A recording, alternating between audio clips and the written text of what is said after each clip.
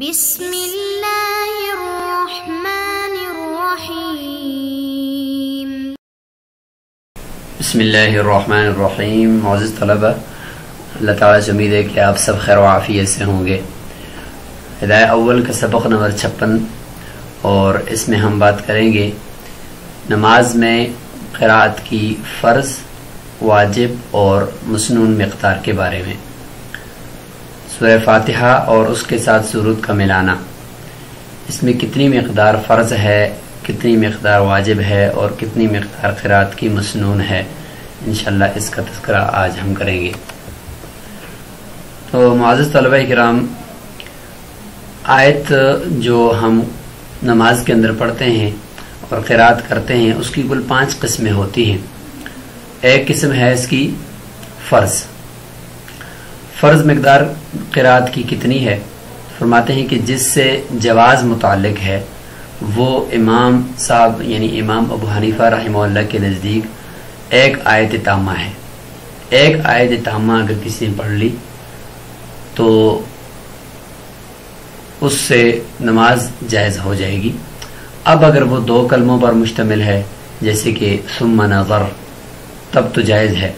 اور اگر صرف ایک ہی کلمہ ہے جیسے مدہامتان، یہ صرف ایک حرف ہے جیسے صاد، نون، قاف، حروف مقطعات سے شروع ہونے والی آیات صورتیں، اور ان کے شروع میں جو صاد، نون، قاف بھی مستقل ایک آیت ہی ہے، تو اس میں مشائخ کا اختلاف ہے، اور اصح قول یہی ہے کہ اس سے نماز درست نہیں ہوگی، جائز نہیں ہوگی۔ واجب قرأت کتنی ہے؟ واجب قرأت میں سورہ فاتحہ کا پڑھنا ہے اور ساتھ سورت کا ملانا، یہ واجب ہے، یہ واجب قرأت ہے نماز میں۔ مسنون وہ فجر اور ظہر میں طوال مفصل یعنی سورہ حجرات سے لے کر سورہ بروج تک، یہ طوال مفصل کہلاتی ہیں یہ صورتیں۔ تو فجر اور ظہر میں یہ صورتیں پڑھنی ہیں، یہ مسنون قرأت، ان میں سے کوئی ایک صورت بیچ سے، یعنی سورہ حجرات سے سورہ بروج تک۔ عصر اور عشاء میں اوساط مفصل یعنی سورہ بروج سے سورہ لم یکن یعنی سورہ بینہ تک۔ مغرب میں قصار مفصل یعنی سورہ زلزال سے آخر قرآن تک، یہ مسنون قرأت ہے ان نمازوں کے اندر۔ چوتھی قسم میں مستحب یہ ہے کہ فجر کی پہلی رکعت میں 30 آیتوں سے 40 آیتوں تک، اور دوسری رکعت میں 20 سے 30 آیتوں تک سورہ فاتحہ کے علاوہ تلاوت کی جائے۔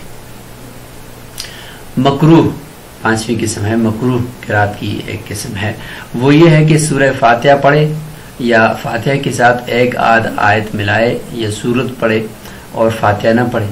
ایک صورت تو یہ ہے کہ سورہ فاتحہ کے ساتھ بالکل چھوٹی سی آیت بس ملا دی، تھوڑی سی، یا یہ کہ سورت پڑھی ہے فاتحہ ہی نہیں پڑھی، یا پہلی رکعت میں ایک سورت پڑھے اور دوسری رکعت میں اس سے اوپر کی سورت پڑھے، تو یعنی اس سے پہلے کی سورت پڑھے، یہ سب صورتیں مکروہ ہیں۔ تو یہ ہیں جی قرأت کی 5 قسمیں، انہی سے متعلق انشاءاللہ ہم متن کے اندر گفتگو کرتے ہیں۔ فرمایا وَأَدْنَى مَا يُجْزِئُ مِنَ الْقِرَاءَةِ فِي الصَّلَاةِ آیَةٌ، کم سے کم مقدار قرأت کی نماز کے اندر جس سے نماز ہو جائے گی اور وہ قرأت نماز میں کافی ہو جائے گی، اس کی کم سے کم مقدار ایک آیت ہے امام ابو حنیفہ رحمہ اللہ کے نزدیک۔ صاحبین فرماتے ہیں 3 آیات قصار، 3 چھوٹی آیتیں، او آیت یا آیت طویلۃ، اور اگر بڑی آیت ہے تو ایک طویل آیت، وہ ایک بھی کافی ہے۔ یہ صاحبین کا مسلک ہے۔ صاحبین کی دلیل یہ ہے لِأَنَّهُ لَا يُسَمَّى قَارِئًا بِدُونِهِ، کیونکہ 3 چھوٹی آیتیں یا ایک بڑی آیت سے کم پڑھنے والے کو قاری نہیں کہا جاتا، قرآن پڑھنے والا نہیں کہا جاتا۔ فَأَشْبَهَ قِرَاءَةَ مَا دُونَ الْآيَةِ، بس اگر ایک آیت یا 3 چھوٹی آیتیں نہیں پڑھی تو یہ ایسا ہی ہے کہ جو ہے کہ گویا کہ آیت سے کم پڑھنے والے کے مشابہ ہو گیا۔ وَلَهُ، امام ابو حنیفہ رحمہ اللہ فرماتے ہیں قولہ تعالی، اللہ تعالیٰ کا قول ہے فَقْرَؤُوا مَا تَيَسَّرَ مِنَ الْقُرْآنِ، کہ قرآن میں سے جہاں سے بھی آپ کو آسان لگے آپ پڑھ سکتے ہیں قرآن وہ نماز کے اندر، بغیر کسی تفصیل کے یہ ذکر کیا گیا ہے۔ اس میں یہ نہیں ہے کہ ایک آیت یا 3 چھوٹی آیتیں یا ایک بڑی آیت، اس کا ذکر نہیں ہے۔ لہٰذا امام ابو حنیفہ رحمۃ اللہ علیہ نے اسی سے لے لیا کہ اس سے مراد ایک آیت بھی ہو سکتی ہے، لہذا ایک آیت سے کم کو تو ہم نہیں لیں گے، کیوں کہ ان ما دون الآیت خارج، یعنی اس فقرأوا ما تیسر من القرآن سے ایک آیت سے کم وہ بالاجماع خارج ہے، اس کو قرات نہیں کہا جائے گا، کیونکہ اس سے کم حائضہ عورت کو بھی پڑھنے کی اجازت ہے۔ تو اس سے پتہ چلا کہ ایک آیت سے کم کو وہ قرات شمار نہیں کیا جاتا، وہ تو بالاجماع خارج ہو گئی ہے، لہذا اس کے بعد ایک آیت اس میں شامل ہو سکتی ہے، تو لہذا ایک آیت بھی اس سے مراد ہوگی فقرأوا ما تیسر من القرآن سے۔ البتہ راجح اور مفتبی قول وہ واجب قرات، چونکہ اس کا ذکر چل رہا ہے واجب قرات کا سورہ فاتحہ کے علاوہ، واجب قرات وہ صاحبین کا ہے کہ 3 چھوٹی آیتیں یا ایک بڑی آیت پڑھی جائے۔ والآیت لیست فی معناہ، امام ابو حنیفہ رحمۃ اللہ علیہ فرماتے ہیں کہ آیت اس معنی میں نہیں ہے، یعنی ما دون الآیہ تو خارج ہو گئی بالاجماع، لیکن مکمل جو آیت ہے وہ ما دون الآیہ کے معنی میں نہیں ہے، بلکہ وہ مکمل ایک آیت ہے، لہٰذا وہ فقرأوا ما تیسر من القرآن کے تحت شامل ہو جائے گی۔ چونکہ ایک آیت وہ حائضہ کے لیے پڑھنے کی اجازت نہیں ہے، اور اسی طریقے سے اس کو ہاتھ لگانا بھی درست نہیں ہے ناپاک آدمی کے لیے، تو اس طریقے سے یہ ما دون الآیہ یعنی آیت سے کم کے معنی میں یہ نہیں ہے، تو امام ابو حنیفہ رحمۃ اللہ علیہ اس کو فرماتے ہیں کہ لیست فی معناہ۔ وفی السفر یقرأ بفاتحۃ الکتاب وأی سورۃ شاء، سفر کے اندر جو قرات مسنون ہے اس کا ذکر کر رہے ہیں، کیونکہ اس کے اندر بھی قرات کم ہوتی ہے، تو اس لیے واجب قرات کے ساتھ ساتھ اس کو ذکر کیا جا رہا ہے کہ دونوں جو کم مقدار کی قراتیں ہیں وہ ایک ساتھ جمع ہو جائیں، تو اس لیے ساتھ یہاں پہ سفر کی قرات کا بھی ذکر فرمایا کہ سفر کے اندر وہ سورہ فاتحہ پڑھے اور اس کے ساتھ جو سورت بھی ملائے اس کو اختیار ہے وہ پڑھ سکتا ہے، چاہے فجر کی نماز ہو یا دوسری نمازیں ہوں، کیونکہ سفر کے اندر جلدی ہوتی ہے، تو اس میں اگر مسنون قرات یہ قرار دے دی جائے جو حضر کے اندر ہے تو ہو سکتا ہے کہ حرج لازم آئے۔ لما روی ان النبی علیہ السلام قرأ فی صلاۃ الفجر فی سفرہ بالمعوذتین، کہ آپ صلی اللہ علیہ وسلم نے فجر کی نماز میں سفر کے دوران معوذتین یعنی قل اعوذ برب الفلق اور قل اعوذ برب الناس پر اکتفا کیا اور اسی کی تلاوت فرمائی۔ وَلِأَنَّ لِلسَّفَرِ أَثَرًا فِي إِسْقَاطِ شَطْرِ الصَّلَاةِ، عقلی دلیل دے رہے ہیں، نقلی دلیل تو یہ ہوگی کہ چھوٹی صورتیں پڑھی ہیں اور سفر کے اندر اس کو مختصر کیا ہے۔ عقلی دلیل یہ ہے کہ سفر کا اثر ہوتا ہے آدھی نماز کے ساقط کرنے میں۔ دیکھیں 4 رکعت والی نماز سفر میں 2 رکعت ہو جاتی ہے، تو آدھی نماز یہ نماز کا ایک مستقل حصہ کم کرنے کے اندر نماز میں یہ سفر کا اثر ہے، تو فَلَا أَن يُؤَثِّرَ فِي تَخْفِيفِ الْقِرَاءَةِ أَوْلَى، تو پس یہ سفر قرات کو مخفف کرنے میں، قرات کی تخفیف میں جو اثر پیدا کرے گا تو یہ اس کا اثر پیدا کرنا زیادہ اولا ہے۔ جب پوری نماز میں سے آدھی نماز معاف ہو جاتی ہے، ساقط ہو جاتی ہے سفر کی وجہ سے، تو قرات تو کے اندر تخفیف تو یہ تو بطریق اولا ہو جائے گی۔ وَهَذَا إِذَا كَانَ عَلَى عَجَلَةٍ مِّنَ السَّيْرِ، فرماتے ہیں کہ یہ جو قرات ہے کہ مختصر قرات کرے، یہ اس وقت ہے کہ جب وہ سفر کے دوران جلدی میں ہو۔ وَإِنْ كَانَ فِي أَمَانَةٍ وَقَرَارٍ، اگر انسان امن میں ہو اور قرار میں ہو، سکون میں ہو، کسی جگہ ٹھہرا ہوا ہو، تو یقرأ فی الفجر، تو پھر فجر کے اندر تھوڑی سی مقدار بڑھا رہے ہیں کہ پھر مسنون قرات فجر کے اندر سفر میں یہ ہے کہ نحو سورۃ البروج وانشقت، سورہ بروج اور سورہ وانشقت یا اس جیسی صورتوں کی تلاوت کریں، یعنی جس میں کم از کم 10 سے 15 آیات ہوں۔ لأنه يمكنه مراعاة السنة مع التخفيف، کیونکہ یہاں پر جب یہ سکون میں ہے تو اس کے لیے تخفیف کو برقرار رکھتے ہوئے سنت کی رعایت رکھنا ممکن ہے۔ یہ حدیث مبارک ہے کہ فجر کی نماز میں چھوٹی صورتیں سفر کے اندر پڑھی ہیں. عقبہ بن عامر رضی اللہ تعالیٰ عنہ کی كنت اقود برسول اللہ صلی اللہ علیہ وسلم ناقته في السفر فقال لي يا عقبہ الا اعلمك خیر سورتين. تو فرماتے ہیں کہ میں آپ کو سب سے بہتر صورتیں جو پڑھی جاتی ہیں وہ نہ سکھاؤں. تو آپ صلی اللہ علیہ وسلم نے مجھے قل اعوذ برب الفلق سکھائی اور قل اعوذ برب الناس سکھائی. تو میں فرماتے ہیں کہ اس طریقے سے آگے فلما نزل للصلاۃ الصبح صلی بہما کہ جب نماز کے لیے صبح کی نماز کے لیے اترے سواری سے تو ان دونوں کو وہاں پہ پڑھا، یعنی صبح کی نماز میں صلاۃ الصبح للناس. فلما یعنی للناس کا مطلب کہ لوگوں کو جماعت کروا رہے تھے، اس دوران انہوں نے صبح کی نماز میں یہ صورتیں پڑھی. فلما فرغ رسول اللہ صلی اللہ علیہ وسلم من الصلاۃ التفت الی فقال یا عقبہ کیف رأیت. ابو داؤد شریف کی یہ روایت ہے. سفر کے اندر مسنون قرات اور حضر کے اندر واجب قرات کا ذکر مکمل ہوا. اب حضر کے اندر یعنی مقیم آدمی کے لیے اپنے گھر کے اندر ہے، اپنے شہر کے اندر ہے، تو وہ پانچوں نمازوں کے اندر اس کے لیے مسنون قرات کیا ہے، اب اس کا ذکر شروع ہو گیا ہے کہ وَيَقْرَأُ فِي الْحَضْرِ یعنی گھر کے اندر اور اپنے شہر کے اندر مقیم آدمی قرات کرے گا فجر کی نماز میں. پھر رکعتین دونوں رکعتوں کے اندر ب40 آیتن دونوں رکعتوں میں 40 آیتیں یعنی 20 کر کے کر لے، ایک رکعت میں 20 دوسری میں 20 اور 50 آیتن یا 50 آیتیں یعنی 25 ایک میں 25 دوسری میں یا 30 ایک میں اور 20 دوسری میں کہ پہلی رکعت کو تھوڑا سا طویل کرے گا تاکہ نمازی سارے برابر ہو جائیں. سوا فاتحۃ الکتاب سورہ فاتحہ کے علاوہ. تو یہ فجر کی نماز میں مقیم آدمی کے لیے مسنون قرات ہے کہ 40 یا 50 آیتیں دونوں رکعتوں کے اندر مکمل کرے گا. وَيُرْوَى مِنْ 40 إِلَى 60 اور ایک روایت میں یہ بھی ہے کہ 40 سے 60 تک. وَمِنْ 60 إِلَى 100 اور 60 سے 100 ایک روایت میں یہ بھی ہے. وَبِكُلِّ ذَلِكَ وَرَدَ الْأَثَرُ اور ہر ایک کے بارے میں حدیث میں یہ وارد ہوا ہے. 60 سے 100 بھی ہے، 40 سے 50 بھی ہے، 30 سے 40 بھی ہے. فرماتے ہیں کہ وجہ توفیق ان روایات کے درمیان موافقت ہم کیسے کریں کہ کسی میں 30 سے 40 ہے، کسی میں 40 سے 50 ہے، کسی میں 60 سے 100 ہے. تو فرماتے ہیں کہ ہم ان کے درمیان تطبیق دیتے ہیں، وہ یہ ہے کہ انہ یقرأ بالراغبین 100 جو قرات کے اندر زیادہ شوق رکھنے والے نمازی ہیں مقتدی ہیں تو ان کے لیے 100 آیتیں پڑھ لیں. وبالکسالى اور جو سست ہیں ان کے لیے 40 آیتیں ہیں. وبالاوساط اور جو درمیانے قسم کے لوگ ہیں ان کے لیے ما بین 50 إلى 60 50 سے 60 تک کے درمیان میں یہ تلاوت کرے گا.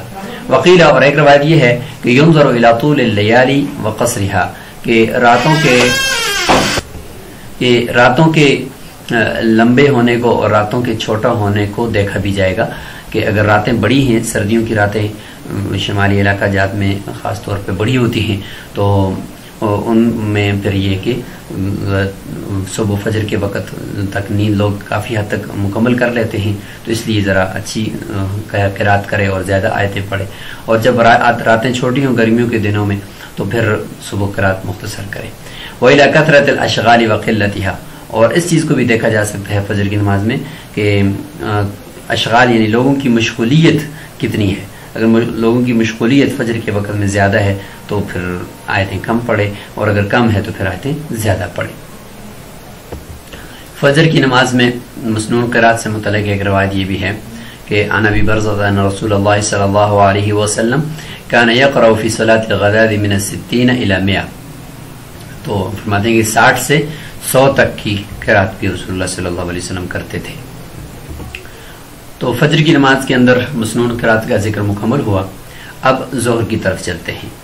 وفی الظہر مثل ذلك ظہر کی نماز میں بھی اسی جتنی قرات ہی کرے گا، یعنی 20 سے 30 یا 30 سے 40 یا 40 سے 50 یا 60 سے 100 آیتوں تک پڑھے گا.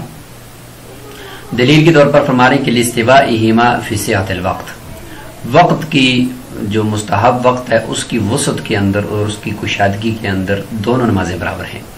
دونوں نمازوں کے لیے وقت ہوتا ہے تو اس لیے، اور مکروہ وقت بھی نہیں ہے، ان میں کامل وقت ہوتا ہے شروع سے لے کر آخر تک، تو اس لیے اس میں پڑھنا مناسب ہے کہ زیادہ سے زیادہ قرآن کی تلاوت کی جائے. وقال فی الاصل اور مبسوط کے اندر امام محمد رحمہ اللہ فرماتے ہیں او دونہ یعنی تھوڑی سی کم پڑے گا. او دونہ کا مطلب کہ ظہر کی نماز میں فجر کی نماز سے قرات کم کرے گا، یعنی اگر ادھر 30 آیتیں پڑھی تو ادھر 20 یا 15 آیتیں پڑھے.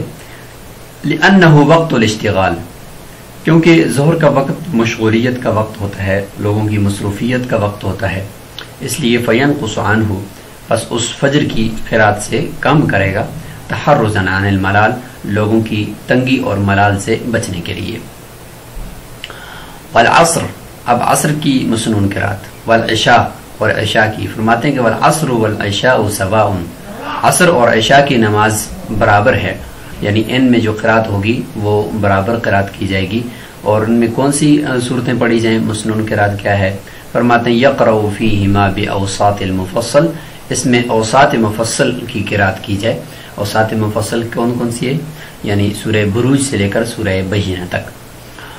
وفی المغرب دون ذلک، اور مغرب میں اس سے کم قرات کی جائے گی، یعنی عشاء اور عصر کی نماز سے بھی کم قرات کی جائے گی. اور وہ کتنی ہے؟ یقرأ فیہا بقصار المفصل، اور اس میں قصار مفصل کی صورتیں پڑھی جائیں. اور وہ کون سی ہیں؟ وہ سورہ بینہ سے لے کر آخر قرآن تک جو چھوٹی صورتیں ہیں مغرب کی نماز میں وہ پڑھی جائیں. والاصل فیہ کتاب عمر الی ابی موسیٰ الاشعری رضی اللہ عنہ، اس میں جو دلیل ہے مسنون قرات کے اندر پانچوں نمازوں میں، وہ حضرت عمر رضی اللہ عنہ کا خط ہے حضرت ابو موسیٰ اشعری رضی اللہ عنہ کی طرف، جس میں آپ رضی اللہ عنہ نے حضرت ابو موسیٰ اشعری رضی اللہ عنہ کو فرمایا کہ ان اقرأ فی الفجر والظہر بطوال المفصل، کہ فجر اور ظہر میں آپ طوال مفصل پڑھا کریں، یعنی سورہ حجرات سے سورہ بروج تک کی جو درمیان میں صورتیں ہیں ان میں سے کوئی ایک صورت پڑھا کریں. وفی العصر والعشاء باوساط مفصل، اور عصر اور عشاء میں آپ اوساط مفصل یعنی درمیانی صورتیں سورہ بروج سے سورہ بینہ تک کی جو صورتیں ہیں وہ پڑھا کریں. وفی المغرب بقصار المفصل، اور مغرب کے اندر آپ قصار مفصل یعنی سورہ بینہ سے آخر تک جو چھوٹی صورتیں ہیں وہ پڑھا کریں. یہ حضرت ابو ہریرہ رضی اللہ تعالیٰ عنہ کی حدیث کہ جس میں یعنی مسنون قرات سے متعلق ہے کہ یقرأ فی المغرب بقصار المفصل ویقرأ فی العشاء بوسط المفصل ویقرأ فی الصبح بطوال المفصل. نسائی شریف کے اندر یہ روایت موجود ہے. اور اس طریقے سے حضرت ابو موسیٰ اشعری رضی اللہ تعالیٰ عنہ کی طرف جو خط لکھا گیا تھا اس کے جو قریب الفاظ ہیں وہ یہ ہے ان اقرأ فی المغرب بقصار المفصل وفی العشاء بوسط المفصل وفی الصبح بطوال المفصل. مصنف عبد الرزاق کے اندر یہ روایت موجود ہے. اور اس طریقے سے ترمذی شریف کے اندر بھی یہ روایت الفاظ کی کچھ تبدیلی کے ساتھ موجود ہے. مغرب کی نماز میں مختصر قرات اور چھوٹی صورتیں پڑھنے کی دلیل ذکر کی جا رہی ہے کہ وَلِأَنَّ مَبْنَ الْمَغْرِبِ عَلَى الْعَجَلَةِ، مغرب کی نماز کی جو بنیاد ہے وہ ذرا جلدی پر ہے کہ اس میں ذرا جلدی پڑھنی چاہیے نماز، کیونکہ ایک دم سے اندھیرا ہو جاتا ہے اور پھر نماز کے اندر شک پیدا ہو سکتا ہے کہ یہ وقت کہیں نکل تو نہیں گیا. وَالتَّخْفِيفُ أَلْيَقُ بِهَا، لہٰذا اس میں تخفیف کرنا اور ہلکی قرات کرنا اور کم آیتیں پڑھنا زیادہ اس کے لائق ہے. والعصر والعشاء يستحب فيهما التاخير، عصر اور عشاء کی نماز میں کچھ تھوڑی سی تاخیر سے اس کو پڑھنا وہ مستحب ہے، چونکہ ہم نے اوقات کے اندر پڑھ لیا ہے. وقد يقعان بالتطويل في وقت غیر مستحب، اور یہ اگر بہت زیادہ طویل کی جائے ان نمازوں کے ان کے آخری وقت کی طرف اگر لے جایا جائے تو عصر کے آخری وقت تو مکروہ وقت ہوتا ہے، اور عشاء کا نصف رات کے بعد کا جو وقت ہوتا ہے وہ مکروہ وقت ہی ہوتا ہے. تو لہٰذا اگر طویل کریں گے تو غیر مستحب وقت کے اندر چلی جائیں گی یہ دونوں کی دونوں نمازیں. تو لہٰذا فیوقت فیہا بالاوساط، بس ان کے اندر یعنی تاخیر کو بھی دیکھتے ہوئے اور آگے مکروہ وقت کو بھی دیکھتے ہوئے ان کے لیے اوساط مفصل صورتوں کو متعین کیا گیا کہ تاکہ تھوڑی سی تاخیر بھی اگر ہو جاتی ہے کہ درمیانی صورتیں پڑھی جائیں تو کوئی حرج نہیں ہے، اور اتنی طویل صورتیں بھی نہ پڑھی جائیں کہ آگے غیر مستحب وقت کے اندر نماز چلی جائے. تو اس لیے ان کے لیے اوساط مفصل کو مقرر کیا گیا. یہاں تک یہ بات مکمل ہو گئی کہ مسنون قرات مقیم آدمی کے لیے نمازوں کے اندر کتنی مقدار ہے. اب یہاں سے یہ ذکر فرمائیں گے کہ ہر نماز کے اندر اور بالخصوص فجر کی نماز میں پہلی رکعت کو طویل کیا جائے بنسبت دوسری رکعت کے. پہلی رکعت میں آیتیں زیادہ پڑھی جائیں بنسبت دوسری رکعت کے. فرماتے ہیں وَيُطِيلُ الرَّكْعَةَ الْأُولَى مِنَ الْفَجْرِ عَلَى الثَّانِيَةِ، پہلی رکعت کو یعنی فجر کی پہلی رکعت کو تھوڑا طویل کرے گا دوسری رکعت پر. دلیل اعانتن للناسی علی ادراک الجماع، لوگوں کی مدد کرنے کے لیے جماعت کو پانے پر. یعنی پہلی رکعت کو اگر طویل کرے گا تو صبح کا وقت ہے، لوگ جاگیں گے، وضو بھی کریں گے، بعض تاخیر سے آئیں گے، اگر سردی ہے تو اور زیادہ وقت لگ سکتا ہے وضو میں، تو وہ پہنچیں گے تو تب تک تاکہ سب لوگ پہلی ہی یعنی تکبیر اولیٰ کے ساتھ وہ پہنچ جائیں، تو اس لیے پہلی رکعت کو تھوڑا طویل کرے، اس میں آیات کی مقدار کو بڑھا دے. قال مصنف رحمہ اللہ فرماتے ہیں یعنی متن کے اندر امام قدوری رحمہ اللہ ورکعت الظہر سواء، اسی طریقے سے جو ظہر کی دونوں رکعتیں ہیں وہ دونوں برابر رکھی جائیں، یعنی ان کے اندر پہلی رکعت کو زیادہ طویل کرنا اور دوسری کو کم کرنا، یہ شیخین کے نزدیک ایسا نہ کرے بلکہ دونوں کو برابر رکھے. ھذا عند ابی حنیفہ و ابی یوسف رحمہم اللہ. وقال محمد رحمہ اللہ احب الی ان یطیل الرکعۃ الاولی علی غیرها فی الصلوات کلها، مجھے محبوب ہے یہ کہ نمازی تمام نمازوں کے اندر پہلی رکعت کو دوسری رکعت سے کچھ طویل ہی کرے تمام نمازوں میں. اور روایت ذکر کر رہے ہیں دلیل نقلی کے طور پر کہ ان النبی علیہ السلام کان یطیل الرکعۃ الاولی علی غیرها فی الصلوات کلها، کہ آپ صلی اللہ علیہ وسلم پہلی رکعت کو تمام نمازوں کے اندر دوسری رکعت سے کچھ طویل رکھتے تھے. ولہما، شیخین کی دلیل کہ ان الرکعتین استویا فی استحقاق القراءہ، کہ دونوں رکعتیں وہ قراءت کے لازم ہونے کے اندر تو برابر ہیں، کہ دونوں کے اندر قراءت برابر لازم ہے اور واجب ہے. جب دونوں برابر ہیں قراءت کے اندر تو فیستویان فی المقدار، تو مقدار کے اندر بھی برابر ہونی چاہیے. اب اشکال ہوگا تو پھر فجر میں آپ نے طویل کیوں رکھا پہلی رکعت کو؟ فرماتے بخلاف الفجر، بخلاف فجر کے، کہ لأنہ وقت نوم و غفلت، کیونکہ وہ سونے کا اور غفلت اور سستی کا وقت ہوتا ہے، اس میں پہلی رکعت کو طویل رکھا جائے گا، باقی میں نہیں رکھا جائے گا. شیخین کی دلیل مکمل ہوئی. والحدیث محمول على الاطالة من حیث الثناء والتعوذ والتسمیہ. امام محمد رحمہ اللہ کی جو دلیل روایت ہے، یہ روایت امام محمد رحمہ اللہ کی دلیل ہے. عبداللہ بن ابی قتادہ اپنے باپ سے روایت کرتے ہیں کہ رسول اللہ صلی اللہ علیہ وسلم یقرأ فی الرکعتین الاولیین من صلاة الظہر بفاتحة الخطاب وسورتین یطول فی الاولی ویطول فی الاولی ویقصر فی الثانیہ ویسمع الآیت احیانا، اور کبھی کبھار ہمیں آیت سناتے بھی تھے کہ کیا پڑھ رہے ہیں. وکان یقرأ فی العصر بفاتحة الکتاب وسورتین وکان یطول فی الاولی وکان یطول فی الرکعۃ الاولی من صلاة الصبح ویقصر فی الثانیہ. دیکھیں ظہر کی عصر کی نمازوں کے اندر بھی پہلی رکعت کو طویل کرنے کا ذکر ہے، جو کہ امام محمد رحمہ اللہ کی دلیل ہے. اس کا جواب شیخین کی طرف سے دیا جا رہا ہے کہ والحدیث محمول علی الاطالة من حیث الثناء والتعوذ والتسمیہ، کہ یہ حدیث محمول ہے نماز کی پہلی رکعت کو طویل کرنے کے اوپر، یعنی ثنا کے طور پر، تعوذ اور تسمیہ کے طور پر، کہ پہلی رکعت کے اندر ثنا بھی ہوتی ہے، تعوذ بھی ہوتا ہے، تسمیہ بھی ہوتی ہے، اور دوسری رکعت کے اندر تو ثنا نہیں ہوتی، تعوذ نہیں ہوتی، صرف تسمیہ ہوتا ہے. تو اس لیے پہلی رکعت تو آلریڈی وہ طویل ہی ہوگی، اس لیے یہ شیخین فرماتے ہیں کہ حدیث میں اس کا مطلب یہ ہے، ورنہ دونوں رکعتوں کے اندر قرات کم از کم برابر ہی ہوگی. لیکن اس میں راجح اور مفتہ بھی قول وہ امام محمد رحمہ اللہ کا ہے کہ پہلی رکعت کو ہر نماز کے اندر مستحب یہ ہے کہ تھوڑا طویل رکھے. ولا معتبر بالزیادة والنقصان بما دون 3 آیات لعدم امکان الاحتراز عنہ من غیر حرج. فرماتے ہیں کہ کمی اور زیادتی کا اعتبار 3 سے کم آیتوں میں نہیں کیا جائے گا، کیونکہ یہ بغیر حرج کے اس سے بچنا ممکن نہیں ہے. یعنی مستحب تو یہی ہے کہ پہلی رکعت کے اندر کچھ آیتوں کی تلاوت زیادہ کی جائے بنسبت دوسری رکعت کے. اگر پہلی رکعت کے اندر 23 آیتیں پڑھی ہیں تو دوسری کے اندر کم از کم 20 پڑھے تو یہ صحیح طریقہ ہے. لیکن 3 سے کم آیتیں اگر ایک رکعت کے اندر اور دوسری رکعت کے اندر جو فرق ہے وہ 3 سے کم آیتوں کا ہے، 2 یا 1 آیت کا ہے، تو اس سے تو بچنا ممکن نہیں ہے. ایسا ہو سکتا ہے کہ پہلی رکعت کے اندر 1 آیت کم پڑی ہے اور دوسری رکعت کے اندر 1 آیت زیادہ ہو گئی ہے، تو ہو سکتا ہے کہ 1 آیت زیادہ ہو، جیسے کہ حضور صلی اللہ علیہ وسلم نے پہلی رکعت کے اندر سورہ فلق پڑھی، دوسری کے اندر سورہ ناس پڑھی، تو فلق کے اندر 5 آیتیں ہیں اور ناس کے اندر 6 آیتیں ہیں، تو دوسری رکعت کے اندر 6 آیتیں ہوگی.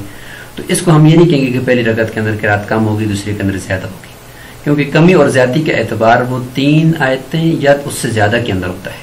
اگر 3 آیتیں دوسری رکعت میں زیادہ تو ہم یہ کہہ سکتے ہیں کہ مکروہ تنزیہی ہو گیا کہ دوسری رکعت کے اندر آیتیں زیادہ پڑھ لیں۔ تو کمی اور زیادتی کے اعتبار 3 آیتوں سے کم میں نہیں ہوگا، کیونکہ اس سے بچنا ممکن نہیں ہے، اس طریقے سے ہو سکتا ہے۔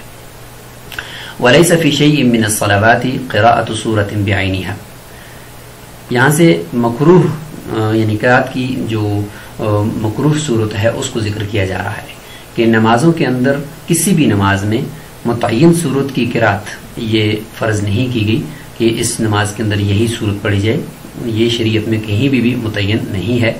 بحیث لا تجوز بغیرہ، اس طور پر کہ اس صورت کے علاوہ کوئی دوسری صورت یا اس آیت کے علاوہ دوسری آیت پڑھنا اس نماز میں جائز ہی نہ ہو، ایسا نہیں ہے، بلکہ الاطلاق ما تلون، ہم نے جو تلاوت کی ہے فقرؤوا ما تیسر من القرآن وہ مطلق ہے، اس میں کہیں بھی یہ ذکر نہیں ملتا کہ کوئی ایک متعین صورت کسی ایک نماز کی رکعت کے اندر پڑھی جائے۔ اگر کوئی اس طریقے سے متعین کرتا ہے کہ یہ صورت میں اس نماز کے اندر پڑھوں گا اور اس کا اعتقاد یہ ہے کہ اس کے علاوہ اس نماز کے اندر کسی دوسری صورت کا پڑھنا جائز نہیں ہے یا اس کے علاوہ یہ نماز ہوگی نہیں، ایسا کرنا جائز نہیں ہے اور نہ ہی اس طریقے سے کوئی قرات لازم کی گئی ہے۔ اسی متن کا دوسرا حصہ اس کو آپ سمجھیں، وَيُكْرَهُ أَن يُوَقِّتَ یا أَن يُوَقَّتَ بِشَيْءٍ مِّنَ الْقُرْآنِ لِشَيْءٍ مِّنَ الصَّلَوَاتِ، اور یہ بھی مکروہ ہے کہ قرآن کا کچھ حصہ، پوری صورت نہ ہو، یہاں پہ تو پوری صورت کا ذکر تھا، یہاں پہ یہ کہ قرآن مجید کی کچھ آیات وہ متعین کرنا مکروہ ہے کسی بھی نماز کے لیے۔ تو تقریباً ظاہری طور پر تو دونوں متن ایک ہی جیسے لگ رہے ہیں کہ اس میں بھی کسی صورت کا متعین کرنا درست نہیں ہے، مکروہ ہے، اور یہاں پہ قرآن مجید کی کسی حصے کا، پوری صورت نہ بھی ہو لیکن چند آیات کا کسی ایک نماز کے لیے متعین کرنا یہ بھی مکروہ ہے۔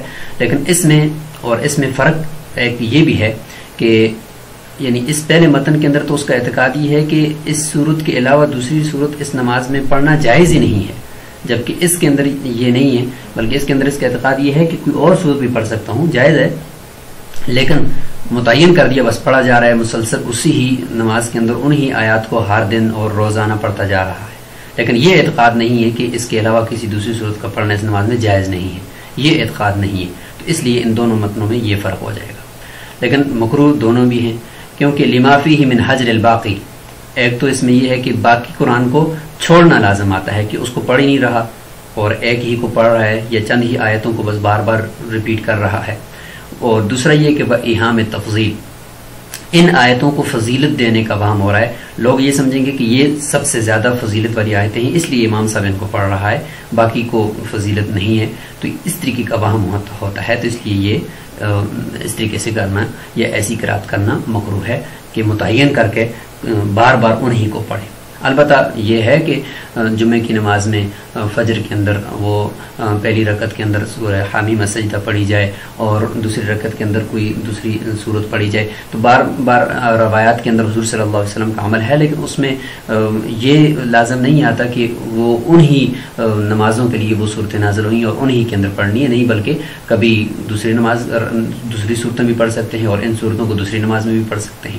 تو آج ہم نے قرات کی فرض، واجب اور مسنون مقدار کو پڑھ لیا اور ساتھ ہی آخر میں مکروہ جو صورت ہے قرات کی اس کا ذکر بھی کر لیا، اور انشاءاللہ اگلے سبق کے اندر ہم یہاں سے شروع کریں گے جس میں یہ ہے کہ مقتدی امام کے پیچھے قرات کرے گا یا نہیں کرے گا۔